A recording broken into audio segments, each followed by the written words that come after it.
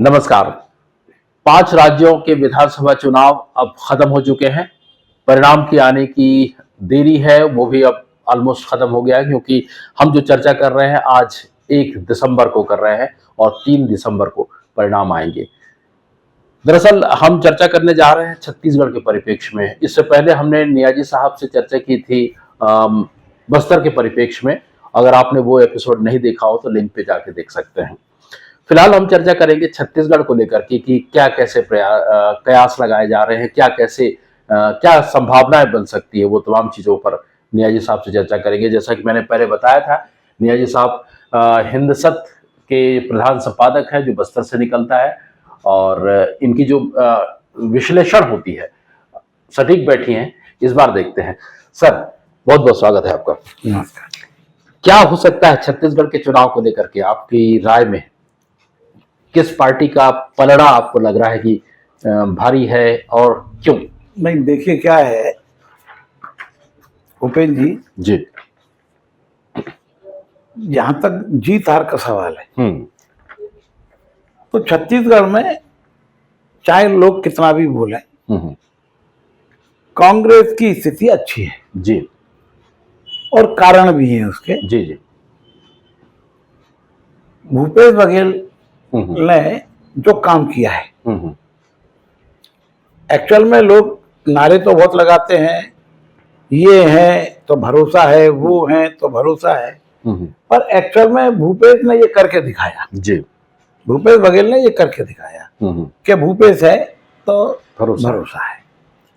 उसका कारण है कि उन्होंने पिछले चुनाव में जब उन्होंने कहा कि हम कर्ज माफ करेंगे तो उन्होंने कर्ज माफ किया।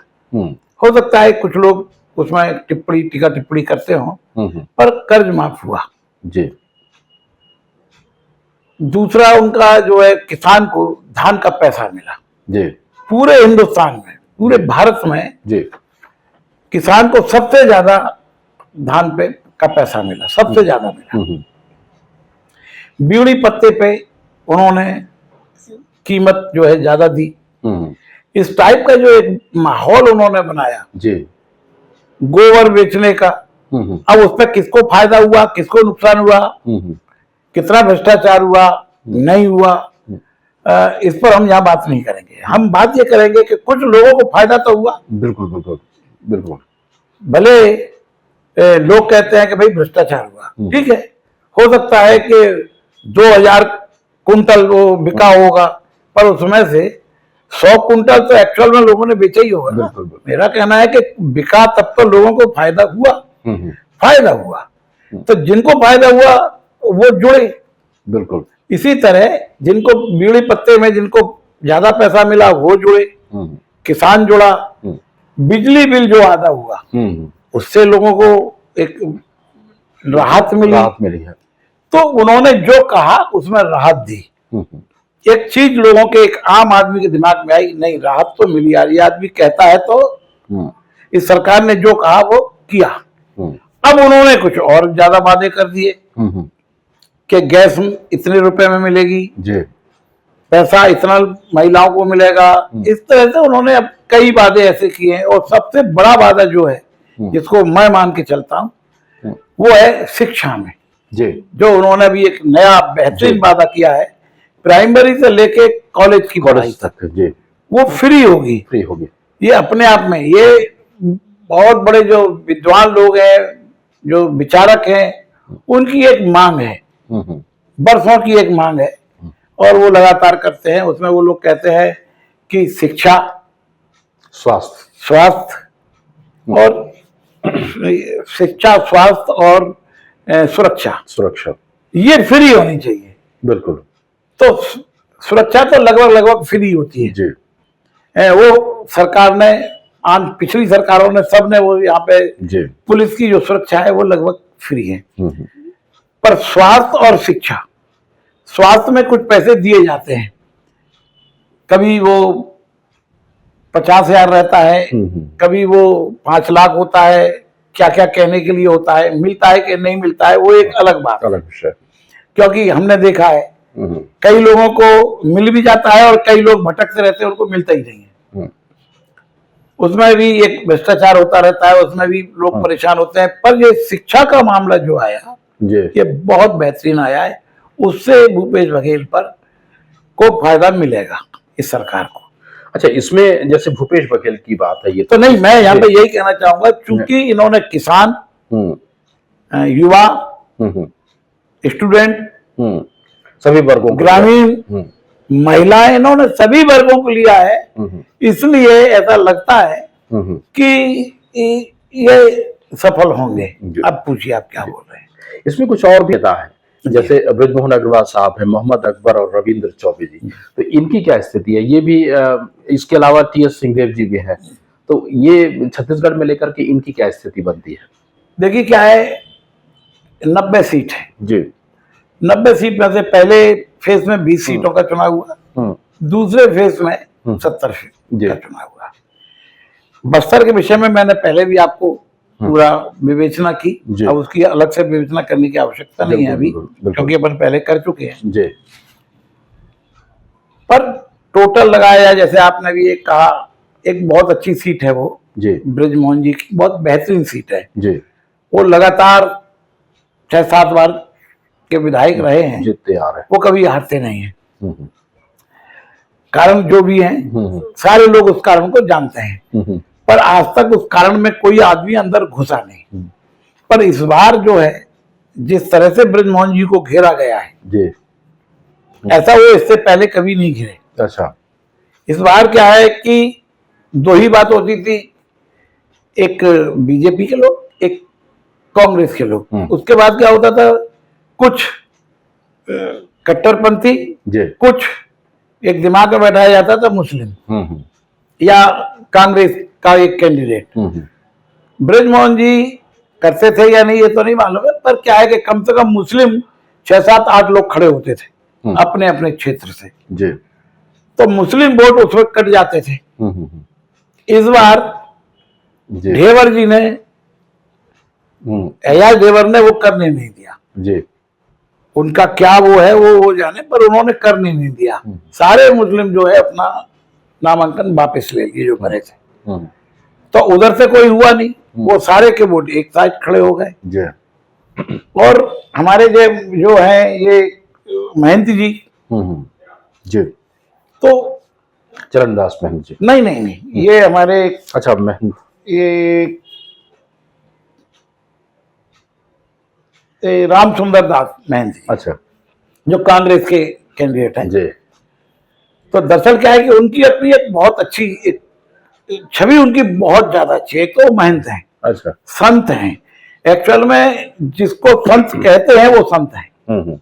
इतने दिनों से राजनीति में रहने के बाद भी आज तक वो कुछ ऐसा नहीं लगा कि उन्होंने जरा भी कहीं कुछ ऊंच नीच की बात की। वो जिसको संत कहते हैं उनको संत, वो संत हैं। इस कारण क्या है कि उनके फॉलोअर्स बहुत हैं। ठीक है, वो दूसरे क्षेत्र से आए हैं, पर वो मठ के कारण जी। उनका एक अपना प्रभाव है। तो जो कट्टरपंथी हिंदू वोट भी हैं, सनातनी भी हैं, वो भी उनसे जुड़े हुए लोग। अच्छा। वो कहते हैं कि भाई ये कैसे, इनको कैसे हारने देंगे, उनकी अपनी सोच है। तो जो ब्राह्मण पारा का जो क्षेत्र है वो उनके साथ है। अच्छा। और इधर जो बैजनाथ पारा, ये जो बैरन बाजार, ये जो मोहल्ले हैं, ये मुस्लिम बाहुल्य क्षेत्र है। अच्छा। तो ये अजीज ढेवर अपना उसमें काम कर रहे हैं, उधर रामचंद्र दास, ये महंती जी का अपना काम चल रहा है। तो ये जो लोग सारे लोग हैं, इसी बीच में कुछ ऐसी घटनाएं हो गई एक दो, जो कभी बृजमोहन जी के साथ नहीं हुई। क्योंकि बृजमोहन जी उधर, अगर महंत जी बहुत अच्छे हैं तो बृजमोहन जी भी एक बहुत मिलनसार, मृदुभाषी, लोगों की मदद करने में, किसी की शादी ब्याह मरनी, मतलब वो हर जगह जाते हैं। दुश्मन से भी, दूसरी पार्टी के लोगों से भी, तो उनका व्यवहार बहुत अच्छा है। मतलब व्यवहार में उनका, मैं एक जो बात कहूंगा तो लोगों को लगेगा क्या कह रहा है, पूरे छत्तीसगढ़ में उनके व्यवहार जैसा आदमी कोई नहीं है। अच्छा। वो एक अलग ही शख्सियत है, अलग ही शख्सियत है। क्योंकि वो उस जैसा व्यक्ति, वो हर आदमी की मदद करता है, हर आदमी, कभी किसी से नाराज ही नहीं होता है। जी। हमने नहीं देखा कि कभी वो किसी से नाराज हुए। तो वो ऐसा व्यक्ति है। पर फिर भी आज उनको चक्रव्यूह में ऐसा घेरा गया है कि हो सकता है कि उनको नुकसान हो सकता है। जी उनके अब जीतने की थोड़ी सी चांसेस उनके कम है। जी वही चीज अब जो है एक सीट और भी है जिसमें मोहम्मद अकबर को कहा जाता है कि भाई जी। वो तो जीते जिता है जी कवर्धा। जी खबरदार। आज उनकी स्थिति ऐसी नहीं है। आज उनकी स्थिति थोड़ी सी वो है क्योंकि कवर्धा में एक ये समझ लीजिए वो एक झंडे को लेकर एक बड़ा झंडे का अपमान हुआ और वो मामला एक बहुत गर्माया। वो अभी तक गर्माते ही रहता है वहां। जी उस मामले को लेकर क्या है कि वहां पे दोनों पक्ष जो है आमने सामने खड़े हैं, दोनों समुदाय। उस हिसाब से क्या है कि थोड़ी सी इनको दिक्कत है। दिक्कत का सवाल यह है कि वहां पर एक क्षेत्र है, मतलब 3 क्षेत्र है कुल मिला के। जैसे मैं बोलूंगा ये 3 क्षेत्र है। इसमें एक है लोहारा, जी दूसरा है कवर्धा, तीसरा है बोरला। अब स्थिति यह है भाई साहब कि लोहारा में कांग्रेस बहुत लूज कर रही है। अच्छा। लोहारा में क्या है कि बड़े मुश्किल से अगर उसको वोट मिलेंगे तो 30%, अच्छा। और बीजेपी को मिलेंगे 70%। मतलब इतना अंतर है। अच्छा। तो फिर कैसे होगा? उसी तरह क्या है ये बोरला, यहाँ पे उल्टा है। यहाँ पे कांग्रेस को 70% अच्छा। और बीजेपी को 30%। तो ये एक बटे हुए क्षेत्र है। जी वो हिंदू क्षेत्र है, ये मुस्लिम बाहुल। हाँ, और ये मुस्लिम बाहुल है। कवर्धा एक क्षेत्र ऐसा है जिसमें दोनों लगभग बराबर बराबर के हैं, पर फिर भी मोहम्मद अकबर को वहां पर कांग्रेस को 40% वोट मिलेंगे और बीजेपी को 60%। अच्छा। अगर इस सारे गणित को देखा जाए तो ऐसा लगता है कि मोहम्मद अकबर वहां पे हार रहे हैं। अच्छा। अब जीत जाए वो एक अलग बात है, उनकी अपनी कोई चुनाव की अपनी रणनीति हो, पर वहां पर सारे लोगों का दिमाग है कि मोहम्मद अकबर को हराना ही है। जी। तो ये उनके गलत से भी ऐसा लग रहा है कि शायद वो हार सकते हैं, क्योंकि चुनाव का कुछ नहीं कह सकते। लास्ट मोमेंट तक कौन क्या कैसे हारेगा, कौन जीतेगा। अभी क्या है कि वोटर बहुत ही समझदार हो गया है, बहुत जागरूक हो गया है। महिलाएं कुछ पहले भी नहीं बोलती थी और आज तो और नहीं बोलती हैं। पुरुष भी बोलते नहीं है। हर आदमी बोलता है देखते हैं, करेंगे, कौन जीतेगा पता नहीं है, जब वोट डालेंगे तब सोचेंगे। वोट डालने जा रहा है तब भी बोलता है जब वोट डालेंगे तब सोचेंगे, मतलब बोलता नहीं है, साइलेंट रहता है। इसलिए कुछ कहना बहुत मुश्किल है। यही चीज आपने अभी जो नाम लिया एक रविंद्र चौबे जी का, ये साझा से लड़ रहा है, वहां भी यही स्थिति है। अच्छा। रविंद्र चौबे जी के खिलाफ अभी एकदम कुछ माहौल, चुनाव के समय में माहौल कुछ ज्यादा ही खराब है। एक तो वो बीमार भी है और वहां से जो लड़का खड़ा हो रहा है एक बहुत ही ये है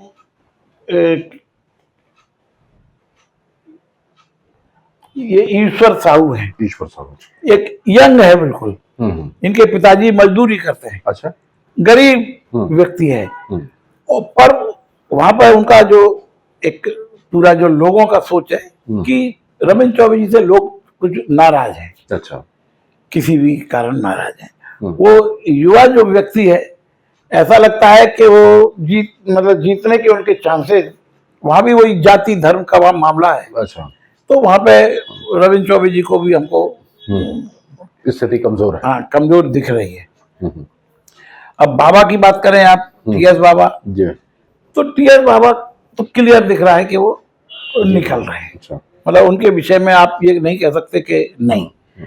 तो वही हम एक नई बात करेंगे कि ये हमारे मुख्यमंत्री भूपेश बघेल जी, भूपेश बघेल जी के बारे में लोग एक बोलते हैं जी, मेरी भी आपसे भी बात हुई थी, तब आपने एक बात भी कही थी कि वो तो अपने क्षेत्र में ही बहुत कम गए। बिल्कुल ठीक बात है। इसे आप कैसे देखते हैं? हाँ, जो आपके वही मैं आपने अभी मुझे ऐसी बात हो रही थी जब आपने मुझे कहा जी, एक्चुअल में क्या है, भूपेश बघेल जी एक तो प्रदेश के मुख्यमंत्री हैं जी, तो उन्होंने अपने क्षेत्र में काम किया है, उनकी अपने क्षेत्र में पहचान है और उनको पूरा प्रदेश देखना है जी। उनके अपने क्षेत्र में अपने बहुत विश्वस्त लोग हैं, तो अब की बार उन्होंने ना सारे लोगों को जी, अपने विश्वस्तों को चुनाव से पहले बहुत ढंग से समझा दिया है, जहां तक मेरी इंफॉर्मेशन है, समझाया है उन्होंने। और उनको कहा है कि देखिए भाई मैं बहुत कम आऊंगा, ये यहाँ का संचालन आप देखिए। अच्छा। और उनके जो लोग हैं बहुत ही अच्छे और ईमानदार लोग हैं, मेहनती हैं, उन्होंने काम किया है पूरा, ठीक है।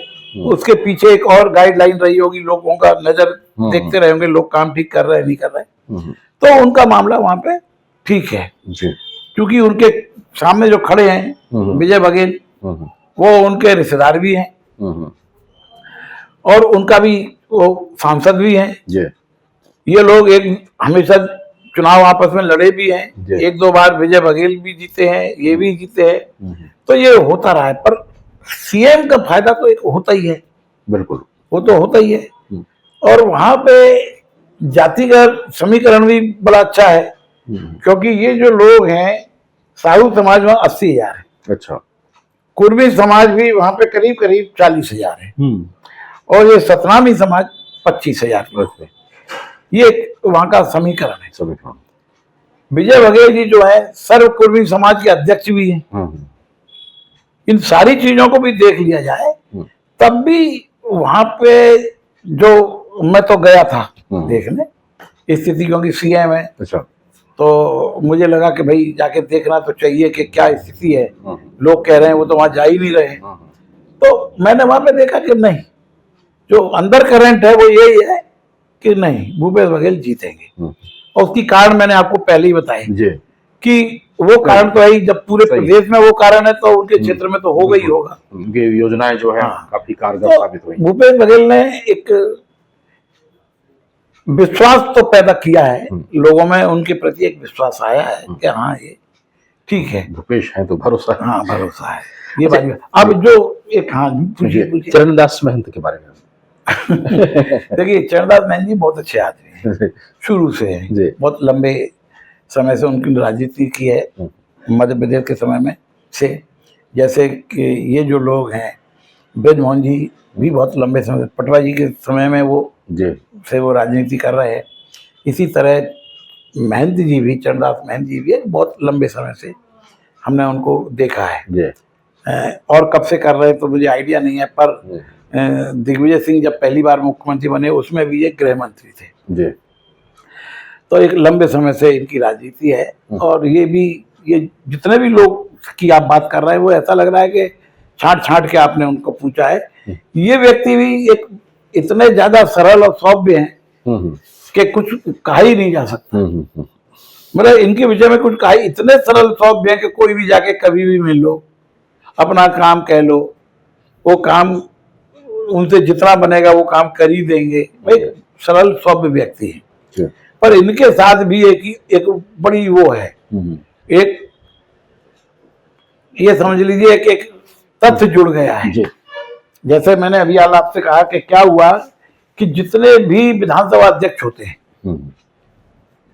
अभी तक छत्तीसगढ़ में, जितने विधानसभा अध्यक्ष हुए हैं, वो विधानसभा अध्यक्ष रहते हुए जब वो चुनाव लड़ते हैं तो वो जीते नहीं है। ये बड़ी एक विडंबना कह लीजिए या एक सच्चाई कह लीजिए, क्योंकि प्रेम प्रकाश पांडे जी थे, एक टोटका समझ सकते, एक टोटका टाइप का है कि प्रेम प्रकाश पांडे जी जब अध्यक्ष थे तो उसके बाद वो जब चुनाव लड़े तो वो हार गए। अच्छा, उसके बाद थे ये हमारे धर्मलाल कौशिक जी, वो भी अध्यक्ष रहे। उसके बाद वो चुनाव लड़े, वो भी हार गए। अच्छा, उसके बाद गौरी शंकर अग्रवाल जी अध्यक्ष हुए विधानसभा के, वो जब अगला समय आया चुनाव लड़े, वो भी हार गए। अब जो है चरणदास महंत जी हैं, वो भी अध्यक्ष है विधानसभा के, अब वो चुनाव लड़ रहे हैं। अब देखना है कि वो जो टोटका है वो इन पर भी लागू होता है कि ये उससे उभरते हैं जी, क्योंकि यहाँ सबकी निगाह लगी है, क्योंकि ये टोटका तो टोटका है जी। अब लोग ये देख रहे हैं कि क्या वाकई में ये वहां से निकल लेंगे कि नहीं निकलेंगे, कि ये भी गड़बड़ हो जाएगा। इसलिए इनके विषय में तो वो टोटका पर चल रहे हैं। चलिए, ये स्थिति है। अच्छा, ये तमाम जो घटनाक्रमों में मोदी जी की छत्तीसगढ़ में काफी सक्रियता दिखी, तो इसको इसको आप कैसे देखते हैं? मोदी जी लगातार बस छत्तीसगढ़ का दौरा करते रहे और थोड़ा ऊर्जा भरते रहे। नहीं नहीं, आप ठीक कह रहे हैं। जी मोदी जी एक्चुअल में, मोदी जी छत्तीसगढ़ में ही नहीं, जी। वो पांचों राज्यों में उनका बहुत अच्छा हो रहा है। एक्चुअल में अगर ये देखा जाए, अगर बहुत ढंग से देखा जाए, ये है कि बीजेपी की एक बहुत अच्छी ये नीति है, वो उसको युद्ध स्तर पर लेते हैं। जी। चुनाव किसी का भी हो, वो सारे लोग एक साथ कूद जाते हैं उसमें, अच्छा। चाहे वो प्रधानमंत्री हो, जी। गृह मंत्री हो, या मंत्री हो, सांसद हो, कोई भी हो, वो सारे लोगों को वो एक साथ वहां कुदाते हैं। रिजल्ट कुछ भी नहीं मिले, जी क्योंकि कुछ जगह ऐसा देखा गया है कि रिजल्ट अच्छा नहीं मिला है उतने के बावजूद भी, जी। क्योंकि कोई भी आए कोई भी जाए उससे फर्क नहीं पड़ता। वोटर बहुत जागरूक, बहुत तेज हो गया है, तेज हो गया आजकल। उससे फर्क नहीं पड़ता। पर हाँ, बीजेपी जो चुनाव लड़ती है बिल्कुल एक कमर कस के लड़ती है, वहां कोई वो नहीं है, वो वहां पे सब कार्यकर्ता है। चुनाव के समय सारे कार्यकर्ता हो जाते हैं, ये इस उद्देश्य से वो लड़ते हैं। और वो भी आए, हर जगह गए। ये बात अलग है कि वो दिल्ली में गए, दिल्ली में पूरी टीम उतारी, वहां वो हारे। ये क्या है, कर्नाटक में गए, वहां हारे, हिमाचल में गए, वहां भी हार हुई बीजेपी की। ये एक अलग मुद्दा है, पर उनका लड़ने का जो ढंग है वो है, उसी ढंग से वो यहाँ आए। पर ऐसा नहीं है, अब की बार हमारा अपना सोच है, बाकी लोगों का क्या है वो हो सकता है हमारे जैसे सोचते हो। हमारा एक विशेष सोच है कि मोदी जी 2024 की तैयारी में लगे, लोकसभा की। हाँ, लोकसभा की। क्योंकि मोदी जी लोग वहां भी केंद्र में हैं और प्रधानमंत्री हैं, और हर आदमी चाहता है कि अगली बार फिर मैं जीतूं। बिल्कुल। तो अब की बार पूरा जो मोर्चा संभाला है मोदी जी ने संभाला है। मोदी जी अब की बार आप देखिए, कहीं भी बीजेपी में मुख्यमंत्री फेस नहीं है। जी।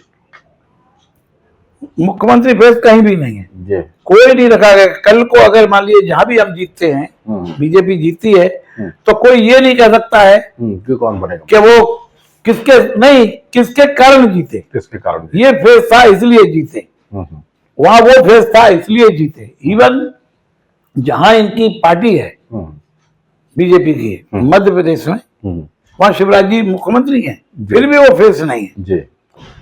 क्योंकि कहीं कल को ये ना हो कि शिवराज जी ये बोले कि नहीं ये तो मेरे कारण, या उनके समर्थक बोले कि मेरे फेस के कारण जीते। इसलिए मोदी जी ने, कोई बीजेपी ने कोई फेस नहीं रखा। फेस सिर्फ एक है, बीजेपी, भारतीय जनता पार्टी, उसका चुनाव चिन्ह है कमल, और प्रधानमंत्री मोदी।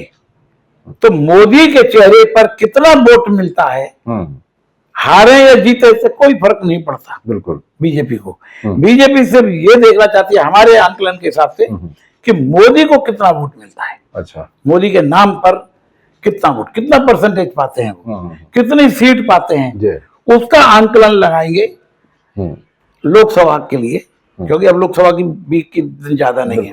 तो वहां से वो आंकलन के हिसाब से कोई फेस नहीं, कोई कुछ नहीं, वो आए, उन्होंने चुनाव प्रचार किया, उनके नाम पे वोट मांगे गए, और कितने लोग उनके नाम पे वोट देते हैं जो लोकसभा में होंगे, और अगर मान लीजिए कम होते हैं तो हमको क्या मेहनत करनी है, क्या करनी है, उसके बाद उनकी योजना बनेगी।